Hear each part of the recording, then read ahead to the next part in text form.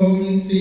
สิทธิอุตกังนาคออกบ่อเย็นดีไหลออกมาแต่ปากราชสีห์โตองค์อาจไหลออกมาแต่ปากงอกอุสุภราชแม่ง่วงงามนักขียันติบ่อหอนบกเป็นหาดบ่อหอนขาดเป็นว่างสัพพะการังยังเต็มดีทุกเบื่อองค์สิทธิสว่างหงส์องค์ศรีสิทธิอุตกังนาคออกบ่อเย็นเยือกไหลออกมาแต่ปากเสือโตพันแผ่วไหลออกมาแต่ปากสั่นแก้วกุญชลังดังขียันติบ่อหอนบกเป็นหาดบ่อหอนขาดเป็นว่างสัพพะการังยังเต็มดีทุกเมื่อองค์สิทธิสว่างหงส์องค์ศรีสิทธิอุตกังนำออกบ่อเย็นตาไหลออกมาแต่ปากหน้าข้าโตแม่ใหญ่ไหลออกมาแต่ปากแม่แพรแก้วตัวอยู่จอมเขาเป็นเหลาหลวงอาโปแปวเป่งนาขียันติบ่อหอนบกเป็นหาดบ่อหอนขาดเป็นว่างสัพพะการังยังเต็มดีทุกเมื่อองค์สิทธิสว่างหงส์องค์ศรีสิทธิอุตกังนำออกบ่อสิ้นไส้ออกมาหลายเหลือแลจงค่อยเลี้ยงพ่อแม่และลุงตาเลี้ยงท่าสีท่าสาและไข่ขาเลี้ยงสั่งมาหมูงวกกล้วยนาขียันติบ่อหอนบกเป็นหาดบ่อหอนขาดเป็นว่างสัพพะการังยังเต็มดีทุกเมื่อองค์สิทธิสว่างหงส์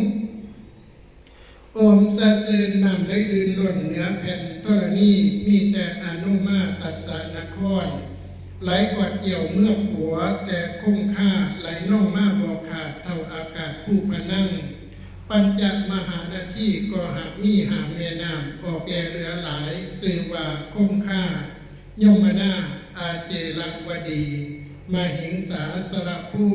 อากรแก้วเงินข้ามเดียรดาลาดตัวอื่นตื่นใสงามไหลหลามมาอาบเล่นด้วยอีแข่และมังกรซ่อนร่อนอันเป็นทีอยู่แห่งมูมัจฉาสังฆาราหอยสังมีมานาคผ้าเกี่ยวอาศัยอันไหลมาตัวทองสกุลชมพูอยู่ทั้งสัตว์และคนทั้งหลายอยู่สบายร้อยลุ่มอาบหาบหิวแบกเอานี้นั่นบ่อหอนบกเป็นหาดบ่อหอนขาดเป็นว่างบ่อหอนบกหอนแห่งจักเดือจักง่ามดูใจวิเศษกูจักหดสงเกตพันธลินแล่กูจักหดสงเท่าปัญญาก็จักได้เป็นปัญญาจักรพรรดิราชกูจักหดสงนาง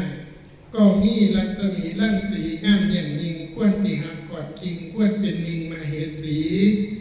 กูจักอาบเสนามุตตีและอำมาตย์ก็ให้สลาดหูในเมืองคนกูจักอาบรีพ้นและสั่งมาก็ให้เจ้าการในสงครามยาเกขามดังสั่งสัพพันและสั่งอุโสถให้ผักวดไปดังมาอาซาในกูจักหมดขั้นใช้สีและดาบดำแก้วเครื่องขุดและของแก้วมณีแดงบริสุทธิ์